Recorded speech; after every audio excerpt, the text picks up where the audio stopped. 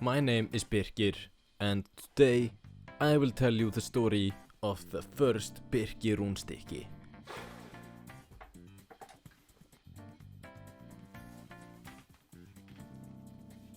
When my great-great-great-great-great-grandfather Birkir was baking at his local bakery, he thought of something.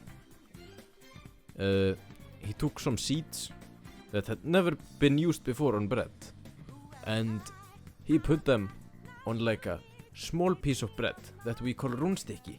This, what he made, it would later be called Birkir rúnstykki, named after him. It started selling out really fast, cause this was like way back in the old days, when food wasn't really that good. So Birkir rúnstykki was probably the best bread money could buy.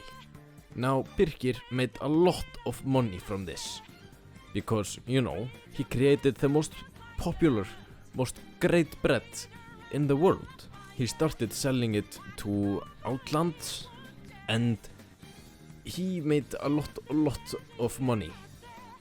That is why my grandfather is really rich today. But eventually, Birkir sat down, had a family, and eventually died, leaving everything to his son, who was also called Birkir. Now, Birkir's son, Birkir, he planted the first birki tree. It is a magnificent tree that we all love, birki tree.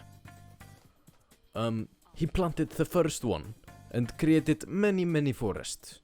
Now, he also gained a lot of money from that, and he also had the money from his father, who was also called Birkir. Now, one day, Birkir also decided to sit down, have a great family, and eventually he died, leaving everything to his daughter, Björk, which is female for Birkir. Now, Björk, she was a very smart businesswoman. She was really smart, and she invested in a lot of stocks because the stock market was flying. She invested in a lot of stocks and also in a lot of land, which she kept on for very long. We still, to this day, my family, have some of the land.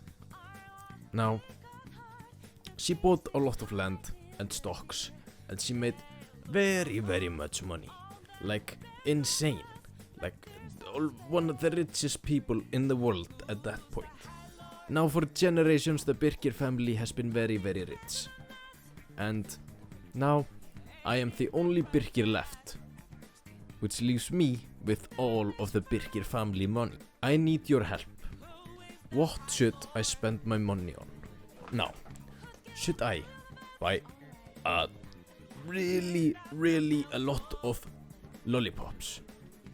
Or should I take all of the money, make a pool, put the rest of the money in the pool and swim in it like the rich duck from the fairy tale, or from the stories from Donald Duck, his uncle, his rich uncle. He was called like Joachim Skagaströnd or something. Or the last option, should I give it to charity? Psych! Anyways, should I swim in it like Donald Duck's great uncle, or should I buy lollipops? Let me know down in the comments below. Thank you for watching.